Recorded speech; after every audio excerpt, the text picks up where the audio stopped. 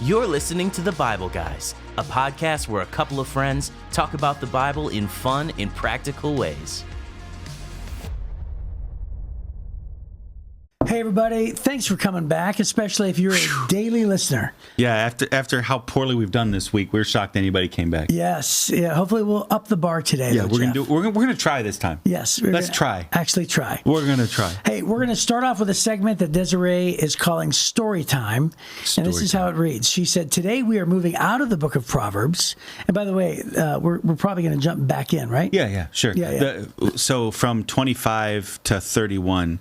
Those proverbs were collated during the reign of King Hezekiah. Yeah. So that's a little later, but yeah. Okay. So we're going to pause now and finish up with a lot of Solomon's other writings. I'm yawning. Okay. Yeah, sorry about that. Yeah. I said like 5 sentences and already... You bore me. I was boring you to death. That's a movie quote, by the way. Yes. You bore me. It's from Blade. Ooh. Part 1. Okay. Today we are moving out of Proverbs and jumping into Song of Solomon. Since we are talking about the wedding day, let's share funny or embarrassing stories from your early marriage days. Okay. So the first thing that came to my mind is actually something that happened on my actual wedding day. We took photos beforehand, so we did the first look. Oh, uh-huh. You know, where they, sometimes you don't see the bride before the wedding, but if you're doing photos and, reception right afterwards and all that, you'll have to do a first look. So we did bride and groom first look in this room. And so my wife and I saw each other, cried, had our really fun moments. But we were sort of in this room for like half an hour, and she was sitting down, I was standing up, and I was like, standing right next to her. Well, at the time, I know this sounds really silly, but at the time I was taking Taekwondo. We were in college. Oh no! And I don't think any story begins. Any good story begins. We were in our tux and our wedding dress, and at the time I was taking Taekwondo. Yes, that transition phrase is. There's nothing good about that one. No. Boy, you're really boring me. Yeah. So it's the sound of my voice, isn't it? Yes, that's what it is. You're giving me a complex, dude. Lulling me to sleep. So anyway, I used to do this silly thing. It was so bad, and I used to do this thing where I would like throw a punch, and I would like try to impressively stop within like a half an inch before your nose. Right. And I would sometimes do that with a kick too. Super impressive. Yeah, it's so bad. It's so impressive. bad. I thought maybe I was cool or whatever. Yeah. But I would go, and all of a sudden, Karate Kid, Karate Kid it or whatever, and and my fist would come right up to your nose, or I would do it with my kicking too. Oh yeah. I'd be like, and put this little kick right, and it was so dumb. It was so dumb. But anyway, and I did. But you want your young bride to know that you are the man. Kind of dangerous. Yeah, kind of dangerous. Virile, right? Strong. Hey, you do know who you're marrying, right? so anyway, I did this thing where she was sitting down, and I was standing up, and I oftentimes did this, where I would just go, and I would kick, and I'd put my foot like right next to her face. Well, I don't know why, by the way, I did this always, but I never, by the way, I never messed up. I've never hit anybody ever, as long as I've, all those hundreds of times that I did it. Anyway, the point is, it's our wedding day. I've got like dress shoes on. And as soon as I go so I'm seeing her sitting there, I decide to do this kick thing on her wedding day. At the same time, she leans forward to go stand up. Oh, no. Now, here's the good news of the story. I did not kick her in the face. Okay. I didn't touch her. I did not touch her. Good. Thank goodness, Liz. Yeah. However, she went to go lean forward to get up, and she looked at me and said, "Chris, I almost got kicked in the face because on her wedding day. On her wedding day. Because in that 30-minute window, that first look, everybody needs a good karate demonstration. Right. Hey, yeah. Can you imagine? No, I can't. Yeah.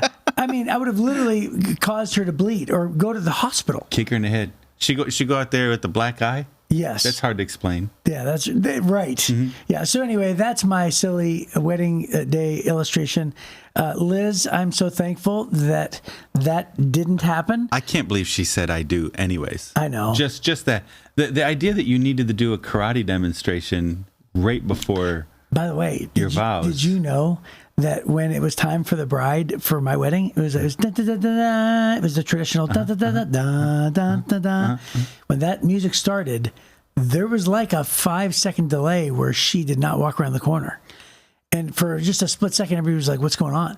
But she told me later on it was actually her father my father-in-law, who actually looked at her and said, "Are you sure you want to do this?" He liked me.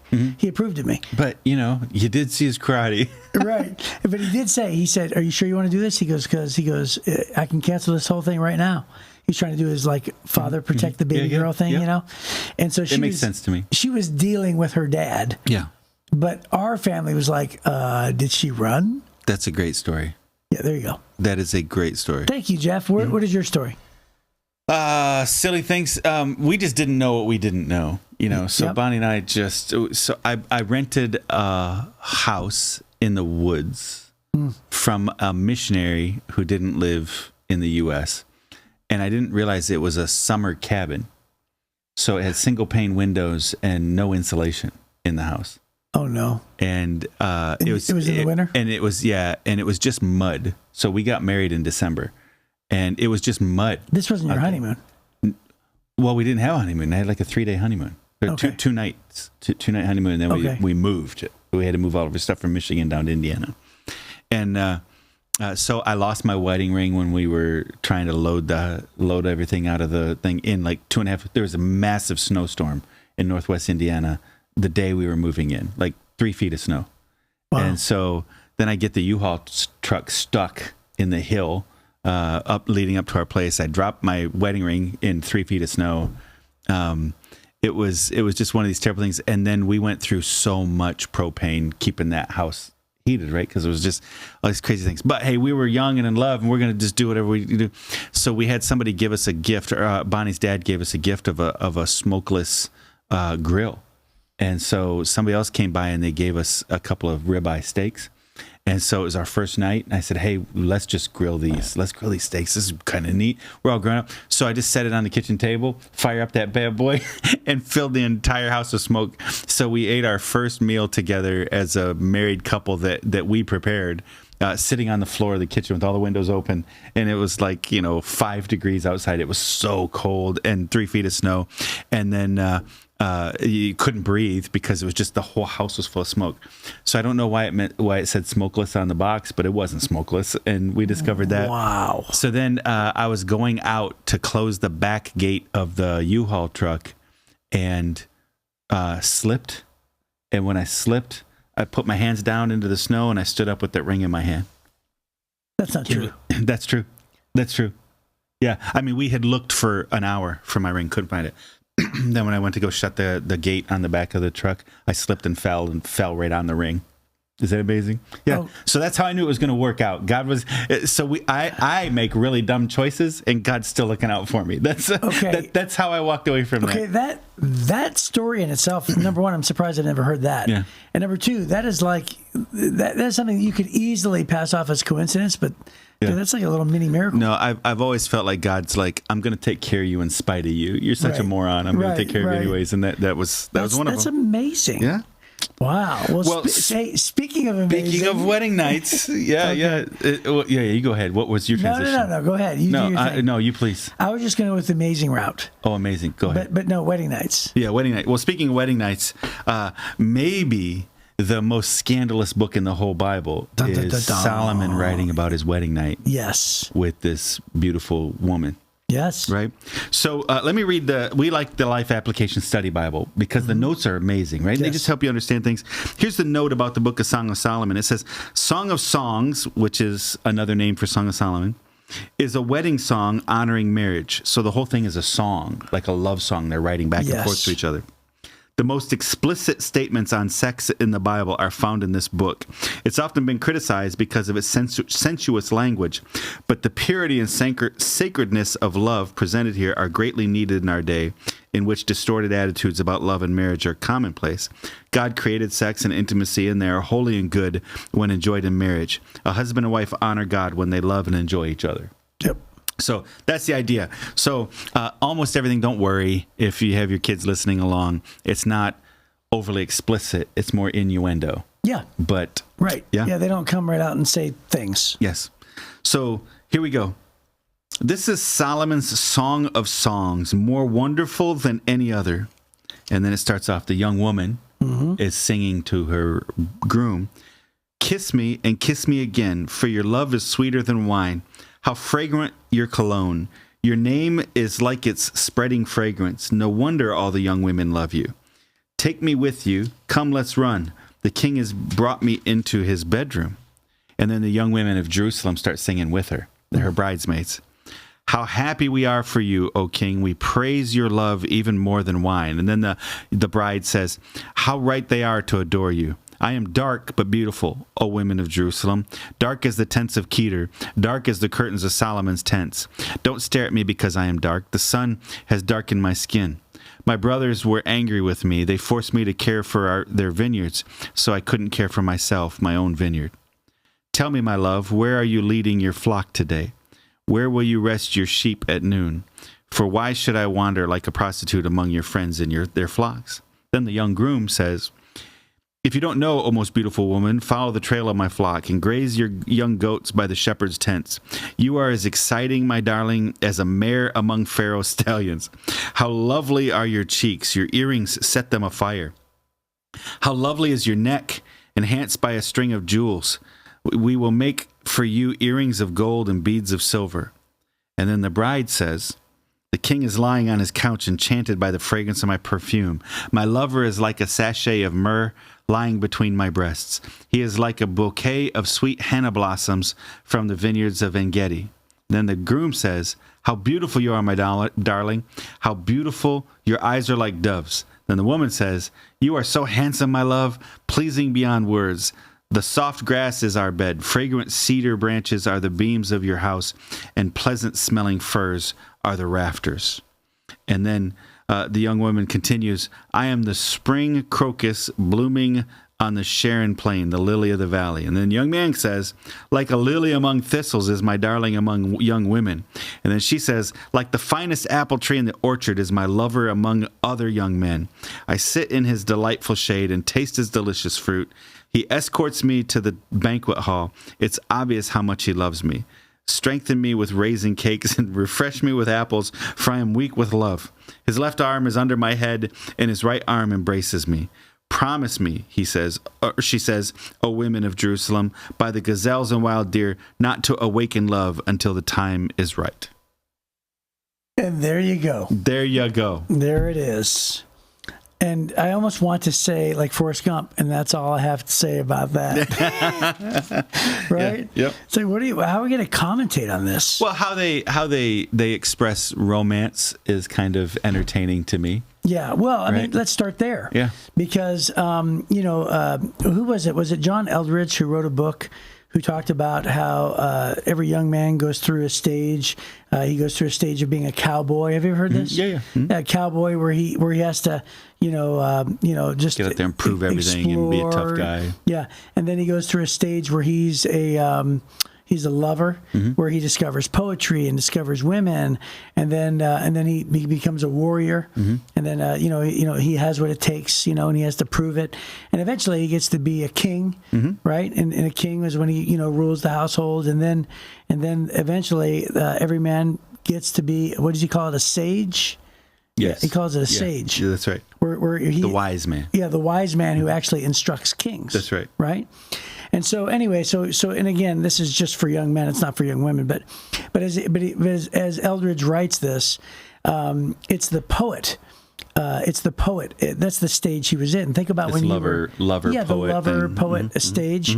So think about from the time you started, for instance, like courting Bonnie, all the way through your young married stage. That's the awakening of this inside of you. I remember. Do you ever stumble across old love notes that you guys wrote to each other? Oh my goodness, we have every single one of them. Yeah. Aren't they terrible? Yes. Yeah. They are terrible. Yes. Yeah. At the time, it was so heartfelt. Back in the old days, boys and girls, we used to use paper and pens, and we'd write notes to each other. For sure. Right? Nobody does that anymore. Yeah. Now people say, "Hey, don't delete my text thread." Right. We would write letters, and we came across. We used to have a whole bag of them, and came across these things. And Bonnie was a much better writer than I was. Oh, they were horrible. It's like so embarrassing, when you read these things, you just think. But that is that moment. You're this ability to communicate in a romantic way. Is starting to come alive in your life, Well, I remember, which is really weird. I remember one time I had put flowers all over my wife's car. I would get there like late at night, like at midnight, and her car was in the driveway. It was like a Chrysler something or the other, like this beige Chrysler. And I remember, and by the way, I stole the flowers out of somebody's garden, which is a horrible thing to do. Did you hear me? Yes, I stole the flowers. Right. But anyway, I laid them all down her car. I just covered the hood. And then I wrote a love note, and put it underneath her windshield. So she'd come out and go to work in the morning. But I remember, that's a public thing where her father was the first one to go out and say, Liz, you better go out and clean off your car. It's covered in flowers, But I remember I used to do stuff like that all the time, poetry and things like that. Yeah. When I was in college, I remember going off to college, and I thought at the time I was sort of a ladies' guy, and I had a reputation for not being very faithful back in the day. I was 15, 16 when I was dating Liz, and I was not very kind or faithful at the time. Would date a lot of girls and jump back and forth, and so Liz was actually advised by my pastor, who she looked up to. And my pastor's wife especially, and they said, you need to dump Chris. So I go to Bible college, and I'm 800 miles away. So she had her chance. She did. She had her chance. Yes, 803 miles. This is on you, Liz. Yeah, it is. 803 miles from my dorm to her front door.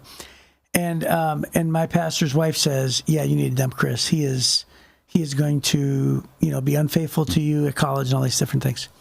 So I wrote her a love poem. And I know it still. Oh, boy. It said, this is a song of Chris. The song of Chris. Yes. And by the way, I had her memorize it. And I told her, I said, I want you to never forget this. Oh, wow. So she still knows it too. Wow. And here's how it went. No. There was a call from God for a man to go to... Wait. Don't make eye contact when you're telling that's so a love funny. poem. Right, I'm going to look at the camera. You got to look somewhere else. Don't look at me. All right, here we go. Don't look at me. Here it goes. Okay, here it is.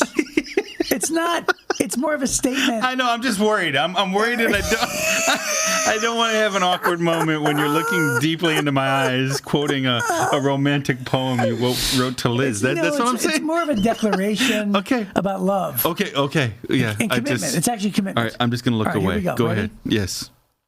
It said, there was a call from God for a man to go to school, and no one ever thought that he'd survive the distance rule. The rule that says relationships and time will fade away, and love stretched out across the miles grows weaker day by day. 'Tis fact this common rule applies to shallow people, true, but the greatest distance will not change the love I have for you. Wow. God will bless and strengthen those that pray they're in his will, and if they be, then they shall see their love grow stronger still. How lovely. That's nice. I don't know that it compares with... Hey, I didn't say I was I didn't say I was Solomon. Well, yeah, but I mean, Solomon said, if you don't know, O most beautiful woman, follow the trail of my flock and graze your young goats by the shepherd's tents. Well, how could I compare to that? How could I compare to that? Yeah, okay. We're like the mare among stallions. Yes. Right? That's right. Yeah, so it's so funny. But all that to say, there is a romance awakening for young men and women, and this is the stage that they're in, expressing their love, expressing romance, and this is what this is. And it's actually a very important part of our lives, and it's the way that God created us. Yeah. It's that mystery and that excitement as we read through the rest of this. I don't know if we're reading every chapter here. It's only 5 chapters long. Is that right? 7 chapters, 8 chapters. Yeah, it's only 8 chapters long. I don't know if we're going to do the whole thing. I think we will. But there's what you'll find is they flirt for a while. Right now, they're kind of flirting. Right. And then they start getting pretty serious, and they are extraordinarily complimentary to each other. Yeah. We'll talk about that. But, the thing I'm struck with on this, I had a bunch of college guys come to me one time, and my wife and I delight in each other still. We've been married for 33 years. Next week is our 33rd anniversary. Wow, good job. And so by the time you listen to this, we'll celebrate our 33rd anniversary. Yeah, mine's not until July. But we had been married about 20 years or something, and these young guys came and asked, "Hey, we want what you have. How do we get what you have? You guys, you laugh together, you're holding hands together all the time, you seem to really like each other." And for them, in their experience, their parents who've been married for, decades didn't have that spark. It was just a partnership or whatever. And so I said, well, first of all, you want to find a good Christian girl, but just barely. That was my joke, right? And Bonnie's a little wild. She's kind of fun person that way. So that was my joke. But then I said, actually, here's what I would say. If you want 20 years in what you had, 20 months before you said I do, you have to do what you did. If you want what you had, you have to do what you did. And I think a lot of times couples forget this part. They forget the flirting. They forget that it feels silly. Yeah, it feels whatever. But on a regular basis, I can look across the room and just see in Bonnie's eye that funny thing she's thinking, or that flirty thing that, and vice versa. All those private jokes and private comments and complimenting each other and celebrating each other. That's what you're going to find through the Book of Solomon, Song of Solomon, is how often they celebrate each other and compliment each other. And what they're doing is they're building confidence in the other one. And they're building up the other one. And when you work hard to build up your spouse, and then your spouse hopefully reciprocates that, but whether they do or not, you do what you used to do in order to have what you used to have, and you keep that spark going. And ultimately, as you read through this, what you're going to discover is it's almost like there's nobody else in the world except these two. Right. Yeah. And there's something special about that you're building this intimacy and this connection that goes beyond. So yeah, I love it. Yeah, that's great. And there's a movie by Tommy Lee Jones. I can't remember the name of it, but it was like a couple that had been married for 40 years. They were in their 60s, and their marriage was dull. And he was a typical guy who didn't say much and sat in front of the TV or something. And she's like, "You know what? I demand romance." And she's like, "What are you talking about?" And then they went through this whole movie where she was like, I can't live this way. And then and it's this beautiful movie. I don't even know what it's called, but at the end of the movie, he had gone through the whole thing and realized what he had forgotten. And he had realized that, and so at the end, here he is, this 60-year-old guy, and he's like, "I love this woman.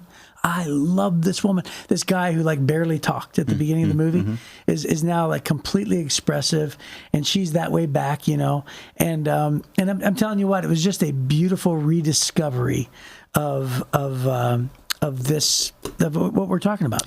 Yeah, which is really cool. There's also one more thing. We read into chapter 2, so we read all of chapter 1 into chapter 2, and in verse 1, you remember the passage? She says, "I'm the spring crocus blooming in the Sharon plain, the lily of the valley." Really, I wish it could have been translated slightly different. Really, what she's saying is, I'm just an ordinary flower, because the rose of Sharon and the lily of the valley were very common. And so she's like, I'm just an ordinary flower. There's nothing special about me. Yeah. Right. Most of the time, women need have kind of sometimes I wonder if I'm enough. Right. And his response is perfect, because he comes back and he goes, "Oh no, you're extraordinary. You're a lily among thorns, right? You are stunning compared to all these other horrible women out there, all these other thorns out there. And so there's something about building the other one up in the romance thing. A lot of times, they people go back and forth too. Yeah, people make mistakes making romance be about their appetites and their desires. Right. What can I get from you in this hot and heavy moment? As opposed to, how can I build you up and make you stronger? Because you're going to find it gets hot and heavy in this book.